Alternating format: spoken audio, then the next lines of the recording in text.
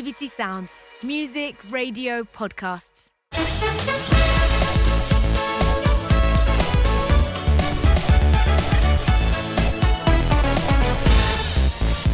It's FA Cup final weekend, so this edition of Match of the Day Top 10 is a celebration of the world's oldest cup competition, well, domestic cup competition. As always, we've got Micah Richards, who like me, has had the joy of winning the FA Cup, and Alan Shearer. What's that? Yeah, okay. You had to expect it with this one, that was, I imagine. I was waiting. But I'm sure you treasure your two losers' medals, though, don't you? Or let's call them runners-up medals. Losers' medals. I hate the FA Cup.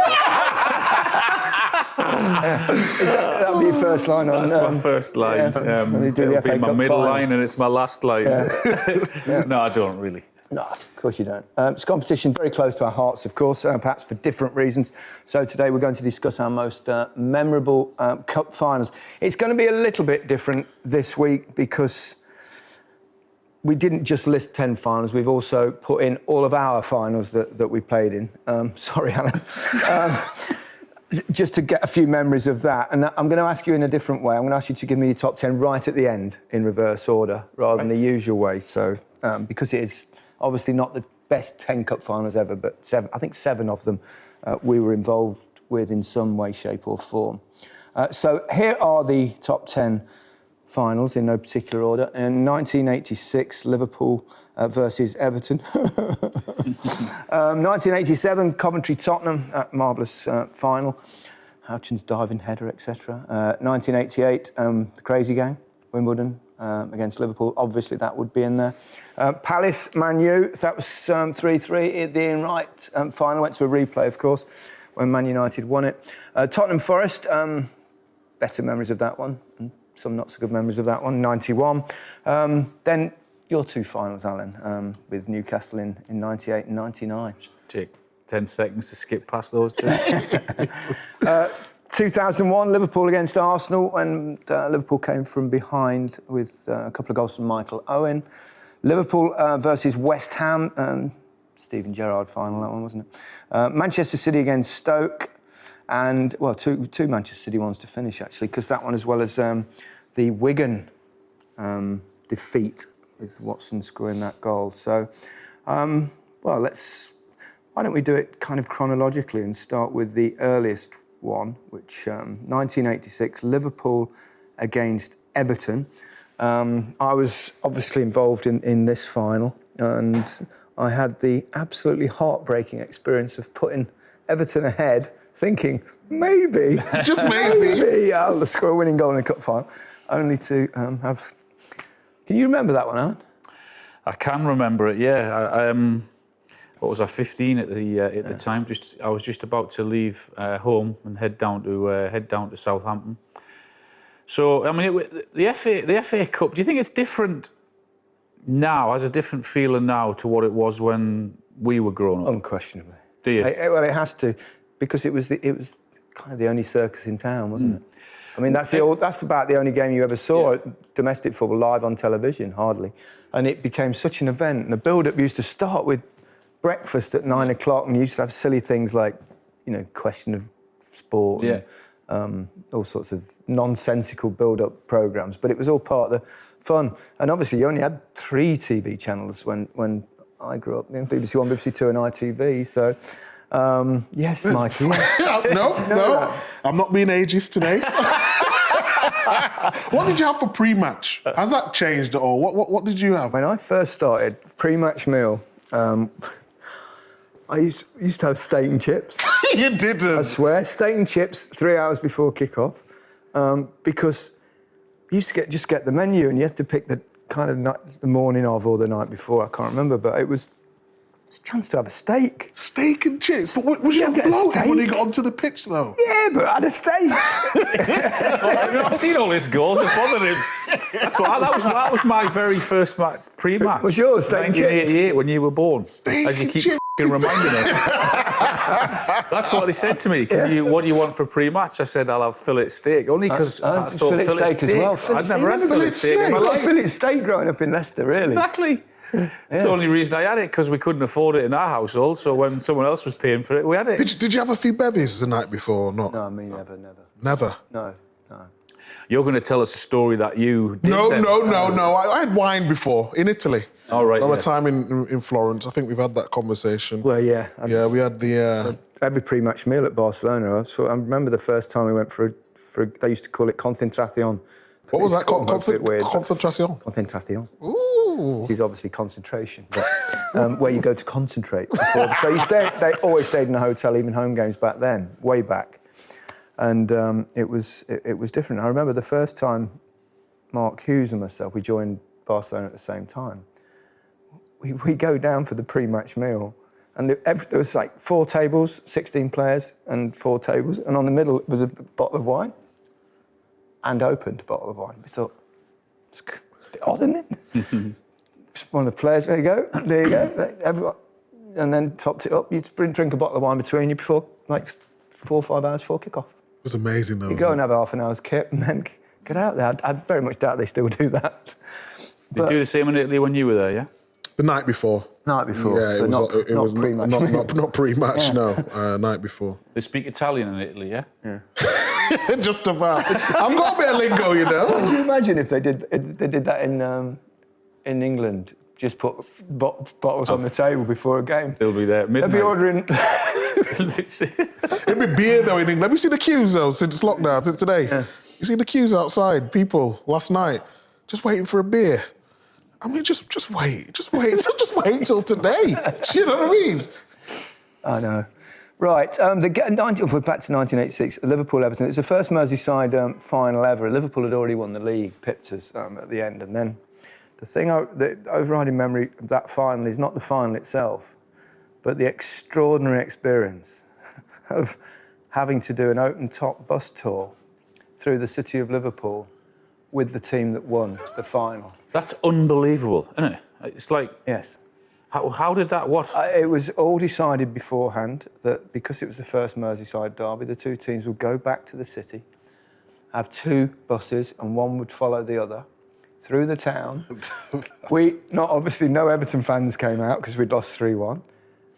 And there were tens and tens of thousands of Liverpool supporters. Their bus was ahead of ours, and we sat behind, and we were in ours behind. But you were there we were clapping told more, we had weren't to you? go. Peter Reid, to his eternal credit, absolutely refused and stormed off. Wouldn't get on the Did bus. he? And I wish I'd done the same, to be honest. It was just the most cringe-worthy. It's like, what do you wave on the bus?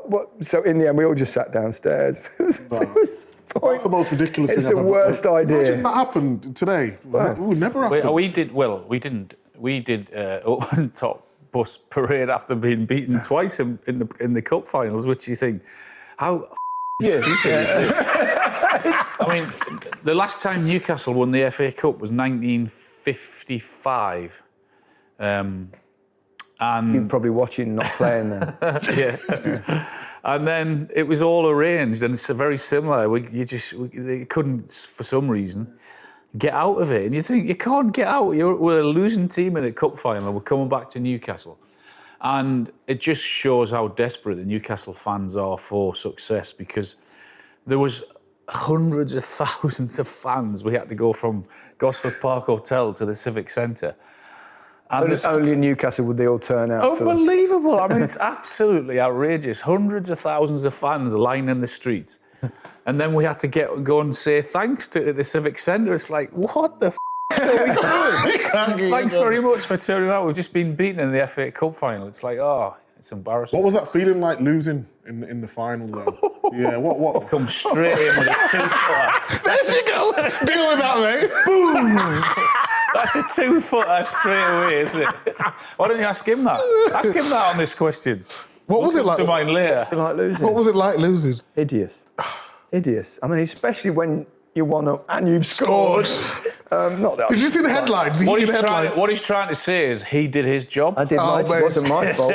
It's like Mourinho, isn't it? Indirectly blaming the rest of the team. Not indirectly at all. Indirectly. No, we were the better side in it. We were the better side all season. Somehow we ended up not winning either of them. They won the double. Was that Kenny Dalglish was manager of, Yes, he was. Liverpool, Yeah, and that was so they'd already won the league. Won the league, and I think they won the last Player 12 manager games. he was, Kenny. We went 6 points clear of them when we beat them at Anfield, 2-0. Yes, I did. And from there on in, they won every game, and we had a couple of slip-ups here and there, not that much, and then they pipped us for the title. So then we the cup final, then we go ahead, and we're cruising, we're outplaying them, and they were arguing amongst themselves. I remember Beglin and Grobbelaar having a go at each other, we thought. And then there was a mistake, and Rushy knocked one in, and then all of a sudden, within the space of 10 minutes, it was all gone, 3-1 down. And it's horrible now. It's horrible. Then you have to kind of walk around that, get off, get home, and get on a bus tour with the team that have beaten you. Delightful experience. But you sort of directly, it was you and Rushy in the day, wasn't it, in terms of the goal scorers? Well, he was great. It was Clive Allen around as well. Clive Allen, Tony Cottee scored a lot of goals that season, and there was some decent strikes. What was your best attribute? You know, I know we have a bit of laughing, joke and stuff like that, but because I never really got to see you play.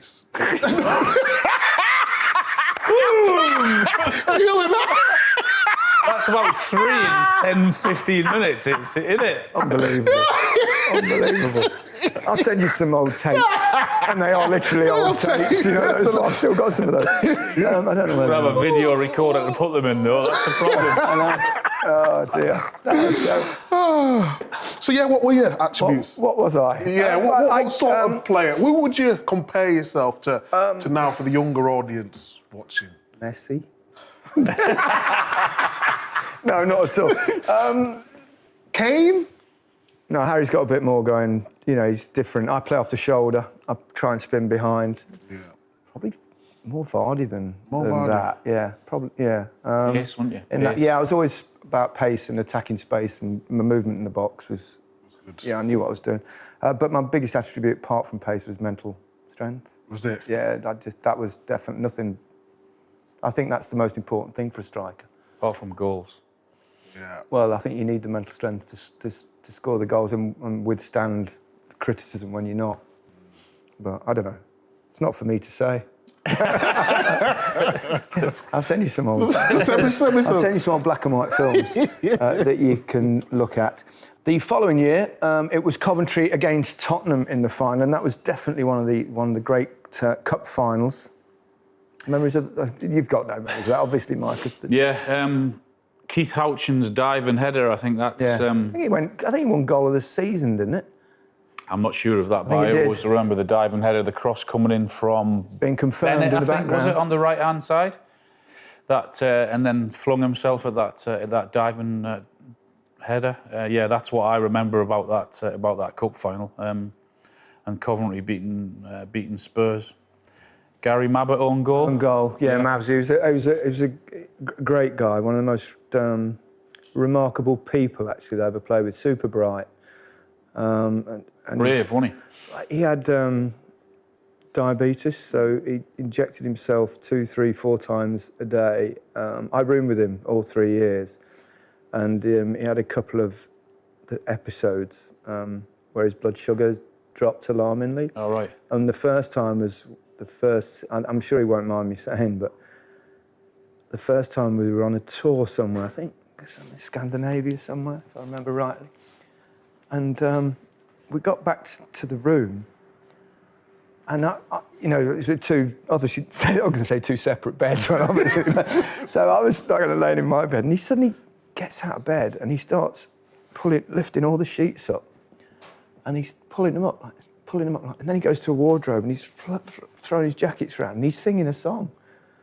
And I thought, we just got in, but we didn't, he didn't have a drink. I thought, he's behaving like he was completely pissed. And I thought, this is really weird. And then he got really funny and I went, this must be something to do. So I've called the club physio or the doctor. He's come into the room and he'd given him a bar of chocolate. And he was right as rain again. And then he told me that does happen occasionally. I said, well, you could have told me before. I thought you could have, yeah. Shitting yourself. But what a man. He's been to get through what he had to go through to play. I mean, when he first got diagnosed, they said, that'll be the end of your career. But he was like such a gritty and a really good player. Play anywhere. Played quite a bit for England as well. But I think he's down as scoring a goal but I'm not sure whether that was his goal or an own goal, wasn't it? But then I think it was an own goal. Then he went and scored the own goal. Not so long after that, didn't he? That's right. Tragic. Jeez, can you imagine that? I know. But bad enough losing in the final, but then scoring an own goal. But he did win a final later on, which we will come to. Yeah. Of course, better memories of that one. So it's... How old were you in 1980? Were you born? No, I was born in 88. 88? Yeah, so I was -1. Yeah. Right. It's not much point me asking you about that. But you've probably got much clearer and vivid memories of the one when you were born in 1988, which was Wimbledon against Liverpool, the crazy gang. I mean, that to some, they probably won't look like that cup final because it wasn't a great game. But to others, it's what the FA Cup was all about, is for where Wimbledon came from. That's such a great cliche, isn't it? Well, it is, isn't it? It's what the FA Cup is all about. Well, it is. I mean, it doesn't happen. It's the chance of the underdog, isn't it? Yeah, so it's the big boys going up against the smaller boys and minnows, we have to say. So it's Liverpool going for the double was there? They'd win the league that year. Yeah, I think they were, weren't they? Yeah, I think they. 88 they won it. Yeah, it's because it was Everton 87. So you got that Wimbledon team who had been put together, thrown together. I mean, they weren't a great team. We've mentioned a few of the characters in previous episodes. So for them to go in against the might of Liverpool and some of the names that Liverpool had, and for them to win that game was, I mean, I've got it right high up on my list because of that, because I think that's what it's all about. I love the underdog story. I just couldn't bear the way Wimbledon went about things and played. I know it worked for them, and I totally get it, but I'm sorry, I'm just not... The video was class though, wasn't it? You know, the highlights of the game and that, just bashing people about. Lovely, yeah.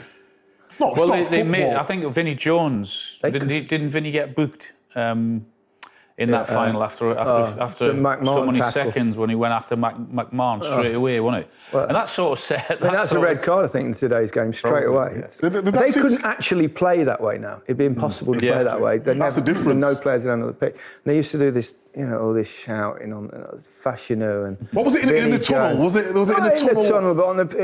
get in a mixer, I don't like it in a mixer. Get in a mixer! I've seen that. You can hear them shout, get it in the...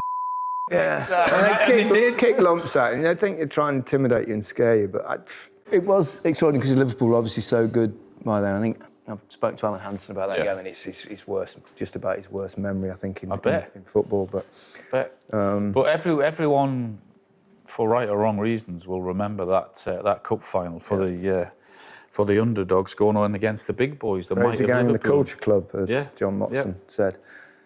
It's a great story, though, isn't it? It's a great story. No, the underdog stories are that. It's what the FA Cup's all about. We've got to see how many times we can get that into this.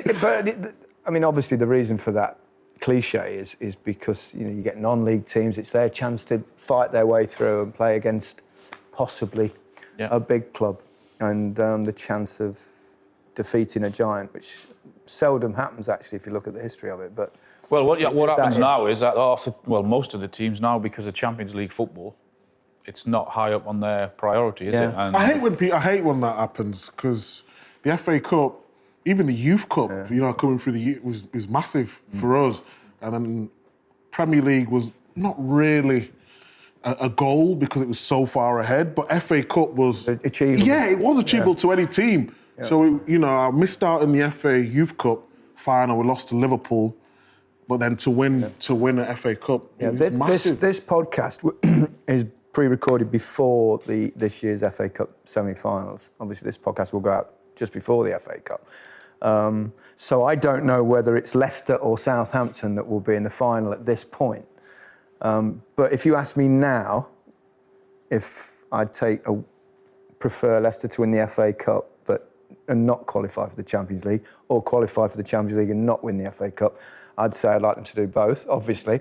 But if I had to have the choice, I'd say win the FA Cup. Yeah, why even would you now? not? But the club, I don't know whether as a football club, financially, etc., to get in the Champions League. After the years I had I would with say COVID. that, because they've never won it. 4 times they've been in the final. 49, 61, 63, 69, I think. I was at the last one and cried all the way home. I was 8 years old. And it would be incredible. If they are in the final, Leicester, it will be quite difficult working on it all day, because it will be. Oof. I think clubs would, given the choice, obviously want both, but they're all chasing the Champions League spaces, aren't they, for finance? Well, and and to get into the world's biggest domestic. But from a player's point of view, Yeah, you want trophy. You want a trophy. it's a no-brainer, isn't it? It's a no-brainer, isn't it, from a player's point of view? Champions League, you think? No, it depends what player you are, though. If you're a player that's won lots of stuff, you need to be in the Champions League, don't you? The top players. What do you think? Do you think it's... Really? You're saying... I don't know, ask them. But I'm just saying, you think about it. By the way, I'll finish 4th that year and we got into the Champions League the next season. Brilliant. No, I agree. I've already said I prefer them to win the cup, but I don't know, players... Really? I suppose it depends what kind of player you are. If you've won loads of stuff... Liverpool, for example, this season, if they were in the FA Cup now, what would they prefer? I think the players would prefer the FA Cup, but maybe the club, for finance reasons, would look at Champions League, particularly with what's going on. Would Salah and Mane and all their great players not think, well, I'm not playing the Champions League next season? I don't know. I think if you're British, FA Cup. I think if you're foreign, then you want Champions League. You want to play at them big stadiums. Maybe. Yeah, I'd say so. We're guessing. Yep. Let's move on. 1990, Crystal Palace against Manchester United, and obviously... Righty. Ian Wright's final. He didn't quite win that day, and he's now been usurped by Micah Richards in the Match of the Day Top 10 podcast. Can we just make this clear? Righty stepped down. Do you know what I mean? I've not replaced Righty. Because I'm getting some stick off some Arsenal fans. Where's Righty? Where's he gone? That's not like that. We heard that Righty was desperate to do this, but you stabbed him in the back. I was half the fee, I think it was. Yeah, and you got a lot more money than it did. Cheap and cheerful. You two being paid for this, are you? I told you last week, don't disclose finances. But this one, Palace, was this Ferguson's first FA Cup? Yes. If I'm correct? Yes. I have done my research, you see? Yeah, I might only be 2 when this happened. It was. Because if Alex Ferguson now would not, or Sir Alex, we should say, would not have kept that job for that long, would he? Did you see his first 3 or 4 seasons? I think he finished like 11th and 4th. And yeah, it's amazing, isn't it, now? Because you wouldn't have a chance now of surviving Manchester United finishing 11th. No chance. Yeah. No. You look at what... If that happened to Ollie now, then they wouldn't get through it, no. Yeah. I mean, Jose, it happened, so... That was the one where they think he was going to get sacked, and they won it against Forest, wasn't it? It's Mark Robbins. Mark Robbins scored. And probably, they think, saved his job. History would have been very different, wouldn't He got 13 league titles, 5 FA Cups. It's just ridiculous. That's what I mean, the importance of the first one. Just gives you that confidence. I know that people say, well, the FA Cup's not... It's massive, because once you win it, you go on to do... Unless you win it. I must say, having had my experience of scoring first and then losing, I mean, what it must have been like for Wrighty in that. I know they didn't lose on that day, but to come on at 2-1 down, within minutes score an unbelievably great goal to go 2-2, then put them ahead. I know. In extra time. I know, because he never talks about it, does he? What was Wrighty like as a player? I know I've seen... Oh, it's electric. Electric. Really good. Bright and Bright. Yeah. I've seen him Mark Bright. his They had a great his partnership, yeah. No, right, he was quick-footed, sharp, great movement, really, really good finisher. Sorry to disappoint you, Mike. Do you know what right he was as well, though? He's always one of these chirping away. I like the character. That's why I loved him. It won't surprise you that he was a character on the pitch. He was definitely one of these that were whispering things in your ear, but because did you do? I didn't. No, I didn't. Only when someone said something to me. But he was, because certainly when you got to know him in the dressing room and when you've been training with him with England, but then you went back to play against him, because you liked him and respected him, you just sort of laughed at him. But if you didn't know him and he was saying, you'd think he was horrible. He was horrible. But so quick feet, quick, nimble feet in the box. It was brilliant, wasn't he? Yeah, really was. Yeah.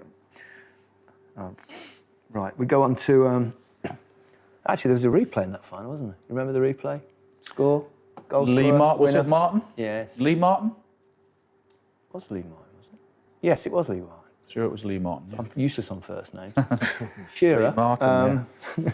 Well, here we go, lads. I knew we were going to get onto this at some stage. Is that are we at that stage now? 98, 99? 91. Where do you... Oh, is it... Tottenham. Oh, right, OK. Hold your horses. Tottenham. It was a mixed day that I missed a penalty, you know. Well, I didn't actually. It was brilliantly saved by Mark Crossley. Yeah. But it was... I've told this story once or twice before. Tell it again, then. But no, it's with Des Walker. Go on. Because whenever we played Forest, Cloughie always put Des on me, but man-to-man. And he was such a good man-to-man mark, because he wasn't a big, hard man, but he was so quick. And he was really difficult. So what I used to do when we played against Forest, I used to go out to the sides. So I'd go and stand on Stuart Pearce. He'd come with you, which is a stupid thing to do. Yeah. And he'd come with me, and then he didn't really know whether to. And we used to have quite a bit of joy against them because of that. But for me, it was like, doing a bit for the team. But it was kind of boring doing that. But we played them with a few weeks to go in the season in a league game, and it was kind of meaningless. Neither side were going to go in for the league. But we'd already played the semi-final, so we knew we were playing him in the final. So I walked out onto the pitch, and we start playing, and Desi's not with me. I thought, this is odd. And it's like Chettle, so I can actually get onto Chettle's start, Steve Chettle's. And Steve Kettle, as Bobby Robson used to call him. Steve Kettle, yeah. But yeah, Steve Chettle, sorry. So the game starts, and then he's still on me. I thought, Cloughie's trying something here, because he knows we have joy doing. I think he's trying something here. I can honestly say it was the only game in my life I've played in where I never tried a leg. I let him nick it in front of me. I let him everything. So after the game, that was it. Nothing. FA Cup final day. You know, the two teams are in the tunnel, the old long tunnel. So we stood there, and Des has tapped me on the shoulder. He's gone, oi. I went, what? He went, it worked. And I thought, is it? Yeah, I hope so.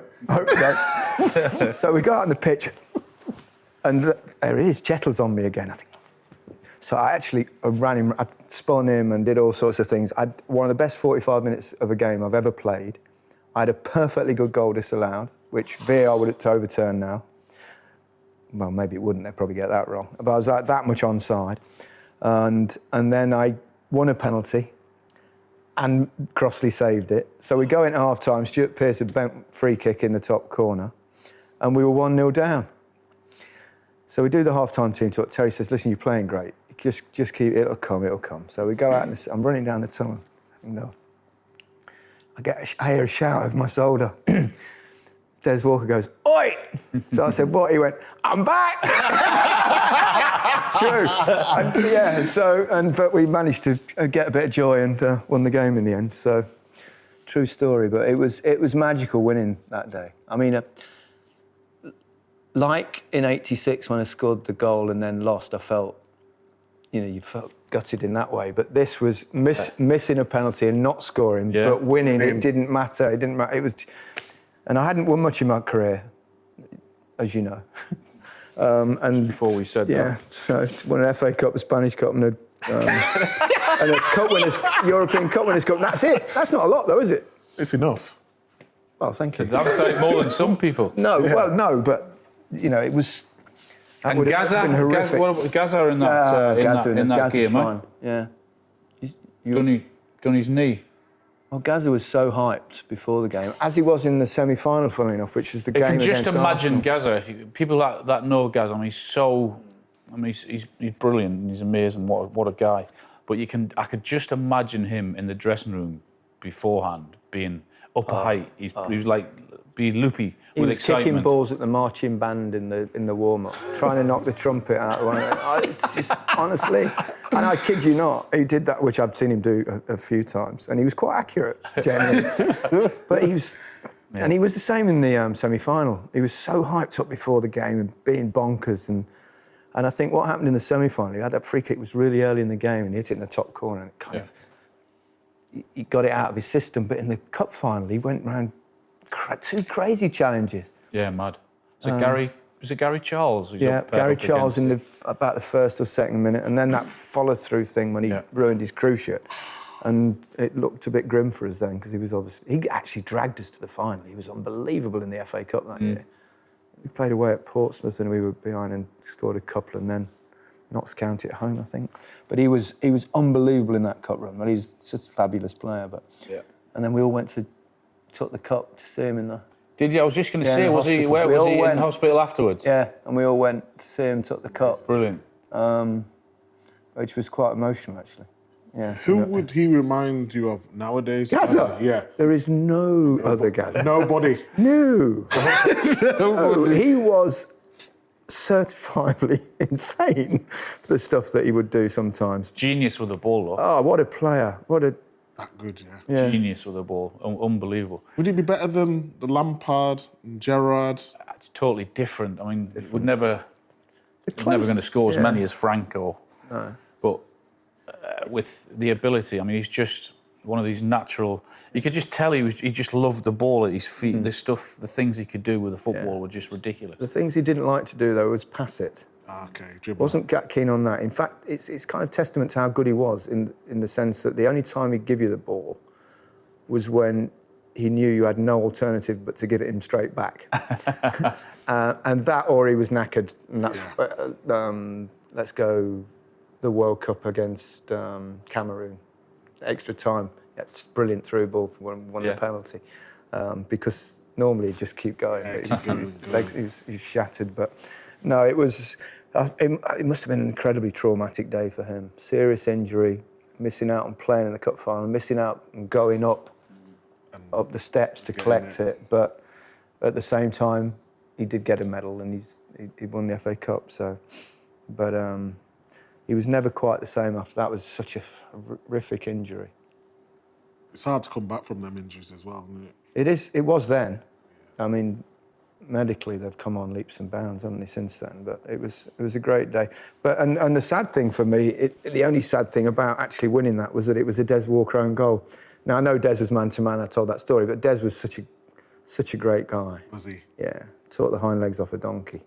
But never stopped. Never stopped talking. But he was a brilliant defender. I mean, he wasn't great on the ball, but he was as a marquee. You said about you've always found it difficult against certain defenders. I was like with Des. I was the same. He would come and stick on you. You could pull him wherever you wanted. But I always had a decent record against him in terms of goals. Yeah. But there was that saying, "You'll never beat Des Walker." Oh, I used to get that all the time. Every time he did it. Every time he wins a tag, you'll never beat Des Walker. Well, yeah. But he was, he scored the own goal, obviously, in extra time. Which is sad for him. Right, 98. 98 was Arsenal, 98. I mean, I know you often take the piss out of me, but when I always hear about the FA Cup comes around, it's always my dream to play in an FA Cup final. It's not your dream to play in a cup final. It's your dream to win. It's your dream to win the FA Cup final, because Wembley is no place for anyone if you're on the losing team. It's horrific. You've worked so hard to get there. The build-up and everything like that is... I mean, the amazing... I mean, what you do get is obviously the semi-finals, which there were two great occasions, both 98, 99 and 2000, actually. We played at Wembley in the 2000 against Chelsea when we were beaten. But 98 and 99, we go in against Arsenal, who were going for the double that year and won the double. And then the next year, we were going up against Man United, when they won the treble. 99, when they won the treble. So Good, tough opposition. You didn't get. We didn't get. Yeah, we wanted a Stoke. You know, when you turn up. Look it. That's what we needed. Or a Wigan. That's what we needed. But hey, it wasn't to be. But then, we go back to. You had a chance? Which was the final you had the chance? I hit the post. Keown's made a rick, and I was through on the angle, and I've hit it with my left foot. It was like, head down and hit it as hard as you could. What was the score at that stage? 1-0. Oh, right. So you're to blame, basically. Probably, yeah. Everything else was my fault. Hit the post, and when you see the ball, I'm thinking it's going to hit the post. I can still remember it as good as it now. It's going to hit the post and go in. Yeah. I just thought, and then it come back out. I was, oh man, please. Yeah.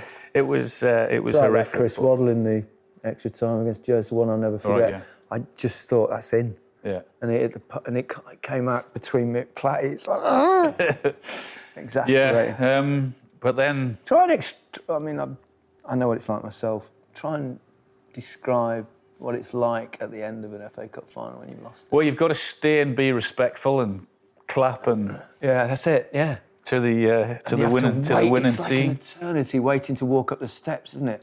I mean, you don't know what to do. You don't know. I mean, you've got 40 or 50,000 of your fans there who mostly bugger off at that point. Yeah, have travelled from Newcastle down to London, and they just want to get out of the stadium as quick as possible. They're all devastated. You say thanks to them. You go around and congratulate everyone, but it's just you just want to get out there as quick as possible. Yeah, it's rubbish. And you're aware of the club have got everything arranged. They've got a party arranged that has to be. You've got to go. And as I said, we had the parade the next day. It's like, do we really have to do a parade? It's called a victory parade. Just cancel it. Who the wants to do a parade? And you haven't got an FA Cup to show off. Here it is. What was the dressing room like?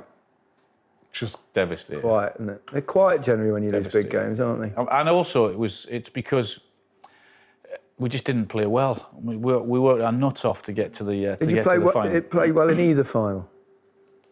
We could have done a lot better. I mean, Man United were much better than us in '99.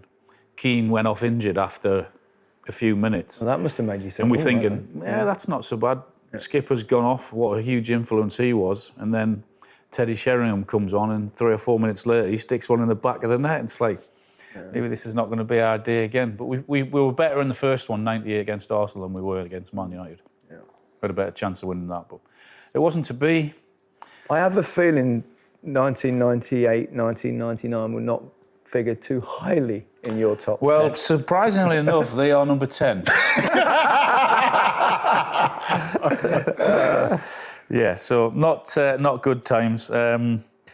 We go back to Wembley again in 2000 and play in the semi-final against Chelsea.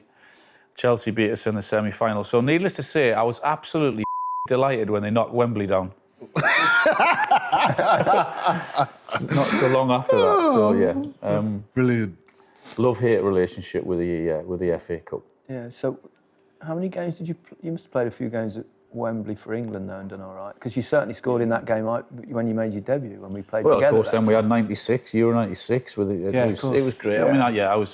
I joke about Wembley. I had some great times there. As well with England, particularly. Top scorer in the Euros, didn't you? I did. Yeah. So, how many was that? How many was that? 6. Yeah.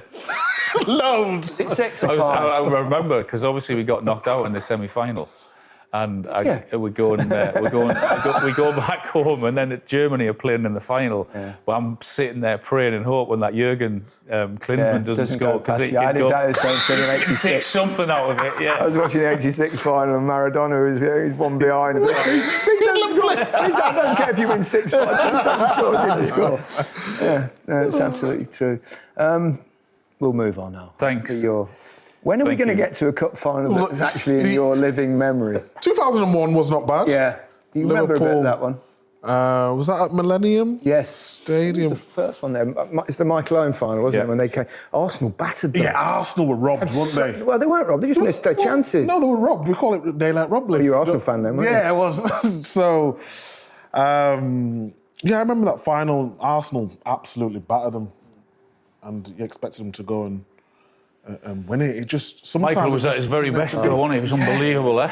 Yeah. Pre the hamstring issues, Michael Owen was extraordinary. Yeah. I think it's a shame for him in many ways because I don't think he quite gets the respect he deserves for what he was as a player because people tend to remember the most recent things, and obviously he was hamstrung by his hamstrings. In many ways, wasn't it? But boy, oh boy, when he broke through at 17, 18. Well, I played in that Argentina game in '98 when he scored that unbelievable when he went on that lazy run. Went on that run. There was no catching him. He was an incredible finisher, and the pace that he had, and he. The second goal in that one was very difficult finish, wasn't it? It had to be so accurate, hit the far post. And I think that might have hit the post and gone in. Cardiff, that one had gone in. Yeah, it's the difference, Al. Fractions. No, I played with my England, Michael Owen. He wasn't at his best then. Yeah. He was probably... What years is that? So, I made my debut in 2006. Right. 2007, around them years, 2000. And he was just a goal scorer, in front of goal. You know he's going to put it in. But it was his movement. He still had his movement. I remember there was a game against Man United, Man City, and I had a shambles of a game. Tell us about it. So it was free. Remember when Bellamy scored that ridiculous goal in a derby and he whipped it into that was a great goal. And then Michael Owen, and I was playing right back. But was that the last minute, the injury time winner? Yes, injury time winner. One, yeah. So I was playing right back, but I was having a stinker. So I was like, Sean, just come in. So we didn't go to like a free at the back, but I was playing like a free at the back because I just didn't want to be out wide. And Sean Wright Phillips was pulled, and he just got in between me and Sean Wright Phillips, and it was totally my fault. Sean Wright Phillips got the blame for it. It was my fault. And you want to apologise to him now? Yeah, I do. I'm sorry, Sean. Sorry, it was my fault. And he didn't have that blistering pace, but his movement was still good. He sort of seen me going inside. Sean was a bit too far that way. He could finish. Coasted in beside us, and it was a brilliant goal. So, yeah, I didn't play him when he was at his best, but it was his movement and his finishing was certainly still there. Yeah. Good final, that one, actually. Good final, because they had... Arsenal had loads of chances and it kept it interesting, and Michael Owen won it for them. Yep. Another Liverpool one here. They featured quite heavily in this. This was a great final. Yes. This was also Cardiff, wasn't it? Liverpool against West Ham. Steven Gerrard. Yeah. I mean, when you, I think that epitomises what Gerrard was all about, wasn't it? In terms of when his club. Does it epitomise what? When in FA Cup's all about. When you're in the mire, you need someone to come and get you out, and that's your captain. That game was done. They were shot. He was down with cramp about a minute before, wasn't he? And he was struggling, and I've spoken to him about this, and what a hit! Well, you're thinking he's not, is he? He's not going to. But and I mean, the strike was wow. The timing is like ridiculous, and how he was able to get that accuracy and that power. 3-3, last minute, then penalties as well. Imagine penalties in FA Cup final. It's like hard enough anyway taking penalties, but Anton Ferdinand missed a penalty, if I remember correctly. remember speaking to him after the game. He was distraught. Devastated. Yeah. Because they went ahead, weren't they? Was it go 2-0 up? 2-1. 2-2 was it? And then 3-2 and then 3-3. Yeah. I think it's probably the best final I've watched, having been there. It was extraordinary. Only Gerrard could do that though. Yeah. I think he's the greatest player ever. I know I've played with some great. Hang on a minute, the greatest player I've ever played with. Oh, ever played with? Yeah, Really? I think. Yeah.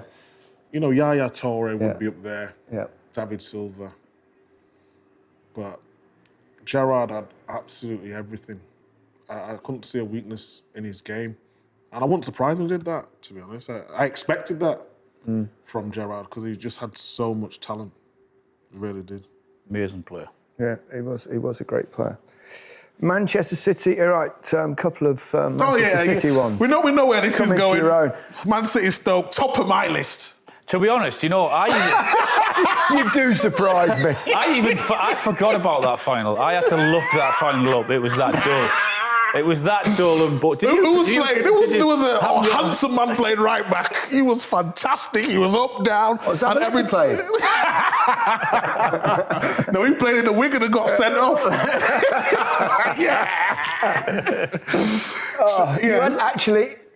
You had a good game. Oh yeah. I don't mind saying that. Brilliant. It was one of your better days. I was brilliant.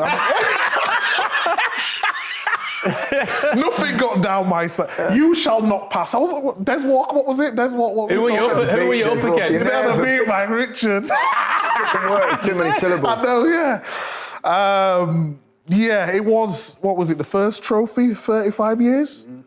For Man City. And I just remember, I'm never nervous, never really get nervous. Only time in the derbies, but before the FA Cup final, I couldn't sleep. I must have had an hour sleep. I was just like, you know, like you're playing, like you think, oh, I'm going to do this in the game. Yeah. I'm going to make sure nothing comes. I'm going to try get an assist. You think about scoring as a defender as well. You're like, just do your job. Do your job. Don't think about the headline. Just do your job. And the game itself, Yaya Toure, what was he like as not as a player? We all know what he was like as a player. He's wonderful, but as a bloke. You know what? I thought he was arrogant at the start. Did you? Why? Because he wasn't arrogant. He was just, I won't say cold, but I think he was just working people out. Because in his country, he's a king, isn't he? So he's got everyone, you know, yeah, and all that. But you know what I'm like? Like I don't care who it is. Like I treat everyone the same. Like if you treat me with respect, we have a bit of banter. But he just used to do like hand movements, you know, like go over there. I'm like, don't do that to me. Do you know what I mean? Don't let this smile fool you. And after that, he sort of just let his guard down. And he's one of the nicest guys. And he's funny as well. He's got banter. He's got banter. Yeah, he's got banter. And Colo, his brother as well. Yeah. Great set of brothers. What was the party like afterwards? What was it? Can you remember? I can't remember. I'm not a massive drinker. I'm more like a wine sort of guy. A few wines and that. And is that not drinking then? Yeah, but Italians do it, don't they? So you get away with it. It's not really. It's part of the culture, isn't it? And then, but I had beer. I had sambucas. I had the lot. But it didn't last for one day. It was just, it was on and on and on. Weeks. Yeah, it just keeps going on.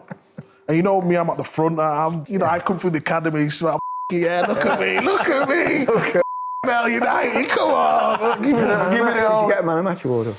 No, it went to Balotelli. Balotelli was brilliant in that game. He fully deserved it. And a lot of people talk about his antics. What was he like in the party after the game? Set any fireworks off? No fireworks this time. He was just in the game. He was brilliant. Yeah. But it was more the English lads who were together, actually. It was Joe Hart. Joe Hart, what a character he is.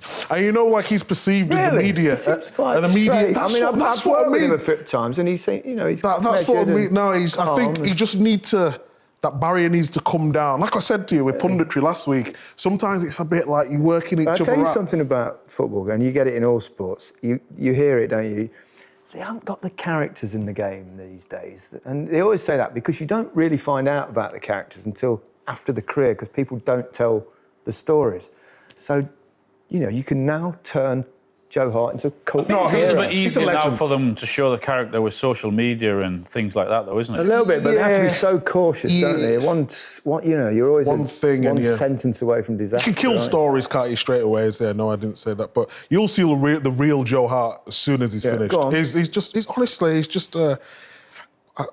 a great bloke. We've been on many nights. He came from Shrewsbury, didn't we? And there's a place in Manchester called Deansgate Locks. And like you know me, timing's never my thing when you're going out. Because I've seen you play.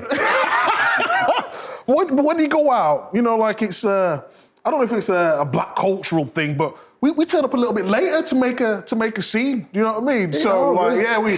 So he went there at about 11 o'clock, and he's a new boy. And like this stage, you know, I was one of the best players in the team. So he was just stood outside.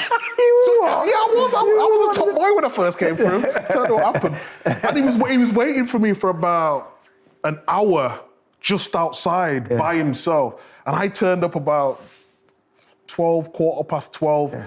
And I could just see like he wanted to say something, but we went in there and I showed him about Manchester. I said, we live like kings here. Don't worry. If you need anything, if you need anything. Well, you've had some career, you, haven't you? That's why I've got no knee left. Too many dancing all every weekend. So yeah, you will see the real Joe Hart when he finishes. All this about he's arrogant and all, it's nonsense. It really is. It really is. So yeah, you'll see the best of him when he retires. Good stuff. Now, Wigan, why weren't you part of the? Were you injured or? You know what? I probably got bombed. I can't remember. How can you not remember if you got picked or not picked for an FA Cup final? I know. Yeah. Sure, they just didn't have a better right back. 2000. Yeah, no. He was only standing for me, wasn't he? Zabaleta for a long time. Only for about how many years? For a long time. No, I think. Were you with them though? I was there. Yeah. I was there. What was it like watching not being part of it? Because it's always different if you're not involved. It's kind of I'm going to miss out here. But then if your team, you still definitely. It wasn't want the your team to same win. feeling because we'd already won one. You know, once you've going won into that, it, you mean? Once you've won that first trophy, like there's not as much pressure. I don't know if you downed tools a little bit, maybe. But we didn't have the same urgency. And we should have won the game. We'd probably had better chances. But Wigan were good. And Wigan was our bogey team, even in the league, when we played them. They'd always do very well against us. But I remember Zabaleta got a second yellow card. Yeah. And then Maloney crossed it into Watson, I believe it was, header. And we just knew it wasn't... Well, it was late. Yeah. It was 91st minute or something, wasn't it? 92nd minute? It was late. I mean, they did... To be honest, there was no excuses from us. It was a shot, wasn't it? Oh, I mean, they got relegated that year as well. Relegated that year. I mean, I spoke about Wimbledon earlier. I mean, that's another huge surprise. I mean, we talk about them being teams wanting to stay up or relegated, win the FA Cup, be successful, top four, whatever. But the one thing that you speak to the Wigan fans now, I'm pretty sure they'll say the FA Cup that year was. I mean, that's what they'll remember, wouldn't they? That's the biggest day of their lives, isn't it? I mean, look what's happened to them now. But they'll go back and look at that game, that occasion at Wembley, and think, Jesus, man, unbelievable. Yeah. Fantastic winning experience. The difference between winning and losing an FA Cup final is, having experienced both, it's immeasurable in many ways. But when you're an underdog, going like a club like Wigan playing against Manchester City, I mean, no one in the right mind. No one thought, other than the Wigan players. Even the Wigan players must have thought. Yeah. You always, as you play, if you're going into a game like that, you're probably thinking, well, if they have an off day and we play absolutely brilliantly, then maybe. It was weird after the game though, because Mancini, I think it got announced 2 days later. It was off. But we found out the morning after, and it was real sad actually, because we were just round the table, and you know me and Mancini had a love-hate relationship. Yeah. I loved him. Even if he didn't pick me, I just had respect for him. I think he'd proved me as a player. Really got on well with him.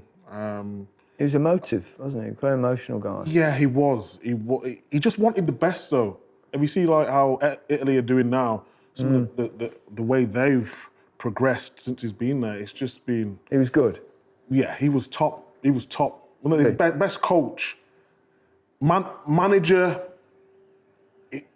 Is too emotional at times, especially with the big characters that we had in the dressing room. In what way was he like? Just because he would tell, like him and company was always arguing, like, but it wouldn't just be about football. It'd go personal. Oh, didn't they get on? No, they got on, but when they disagreed, it became personal. Yeah. And you see all the shots of him and Balotelli, scrapping and all that sort of thing. And sometimes, especially with the modern day player, they are a little bit more sensitive. The type of manager that come in, he could have an absolute black meltdown. Yeah, he would just have a meltdown. I told you the story about when we lost against Everton when Yaya Toure went to African nations, and he just come in and said, "You're all without Yaya." The dressing room, I think I've told her, I think I'm not being on radio, the dressing room just erupted. Like, people was swinging. People was going, actually swinging. And he was just like, off. He was brilliant. He was brilliant. Yeah. But I loved him because he was real. It was not, sometimes you go see a manager. He was right, though, wasn't he? Well, yeah. We without Yaya, we wasn't the same team, so it was actually right. I was like, actually, he's fucking got a point here. Yeah. But I hate when you used to go see a manager and you used to be like, oh yeah, you're doing well, or like just telling you what you want to hear. Yeah. Forget that. Just be honest. And he was brutally honest. Worked for some and not for others, but yeah, I loved him. Yeah. Looking back at your career, we joke about this, is one of the things you think, Yeah. Oh, yeah, of course it is. I mean, but we tried. Yeah. We weren't good enough ultimately. I don't even know where they are, the two losers' medals. No. I don't really care, to be honest, but yeah, it's if I could have changed just one thing, then that would have been to come away from Wembley, just to see the reaction. I mean, I want to be around when Newcastle actually win a trophy. I just want to see the reaction of the Newcastle fans because they've been starved of success. But yeah, those FA Cup finals bloody hurt you. Yeah, hurt a lot. Yeah, well, we've got an FA Cup final coming up very shortly. There'll be heroes and possibly villains. That leaves one thing left to do. We'll go in reverse order. We'll go 10-1 this time. I know we've done it slightly differently this week. So, Alan, you go first. I know what your 10 will be. 10-1 is Arsenal, Newcastle, yep. Man United, Newcastle. 9 is City against Stoke, 2011. 8, Spurs against Forest, 91. What? Sorry. 7, Liverpool, 2, Arsenal, 1, 2001. 6, Liverpool, 3, Everton, 1, 86. 5 is Liverpool, West Ham in 2006. Only 5? Yeah, 5. 4 is Palace, Man United, 3-3, 90. Wimbledon, 88 against Liverpool. Coventry, 3-2, Spurs, 87. And Wigan City, 2013. Wigan City comes first? Yep. Really? I just think the underdogs against the big boys, no one ever saw that coming. Go on, you can say it one more time. One more time? Go on. That's what the FA Cup's all about. Micah. I've got Liverpool, Arsenal, 2001. 9, Wigan City, 2013. Number 8, Coventry Spurs, 87. And then I've gone Arsenal, Newcastle, Man U, Newcastle 7. I wish you put that first. Liverpool, Everton 6. Wimbledon, Liverpool 5. That was 1988. Liverpool, West Ham, number 4. Palace, Man United, number 3. Number 2 was Spurs, Forest. Because it was, yes, it was memorable. It was memorable. You just gone massively up in my estimation. Yeah, it was memorable. You just crawling. It was nice. He can't keep you in a job in the BBC. You got to know your audience, haven't you? He's not keeping you in a job in the BBC. He knows how influential I am, clearly. And number 1. Go on. Man City Stoke. Yeah, quite right. Don't blame you. Fantastic. Star performer that day. Brilliant it was. Well, we hope you've enjoyed that trip down memory lane. Mike and I certainly have. Alan, less so. See you next time on Match of the Day Top 10.